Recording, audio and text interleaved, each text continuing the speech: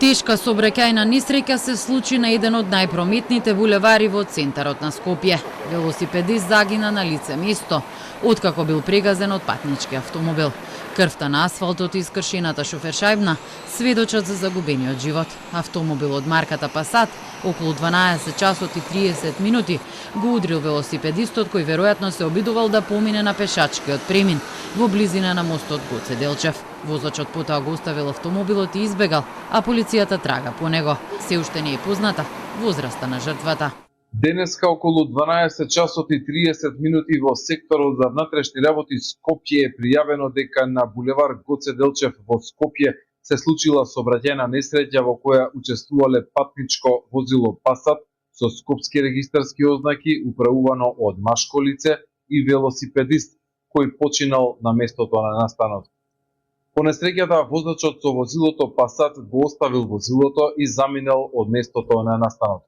Во тек е увид и се преземаат мерки за пронаоѓање на возачот. 17 часа претходно и друг возач избега од одговорност за сторената тешка сообраќајна несреќа, исто така во центарот на главниот град. Синоќа околу 19 часот беше прегазена 79 годишна жена која поминувала на пешачки премин во близина на гимназијата Јосип Броз Тито, односно на улицата Димитрije Чуповски. Возачот на Volkswagen Tiguan по сообраќајката го напуштил местото на несреќата, но полицијата успеа да го фати на средно водно. Жената со тешки телесни повреди е на клиника. Во несреќата со тешки телесни повреди се здобила 79 годишната ММ, констатирани во клинички центар Мајка Тереза во Скопје.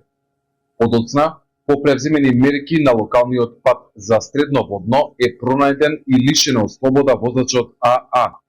Извршен е увид и по целосно расчистување и документирање на случајот ќе следува соодветна пријава. Црн биланс на патиштата во Скопје имаше и минатата недела.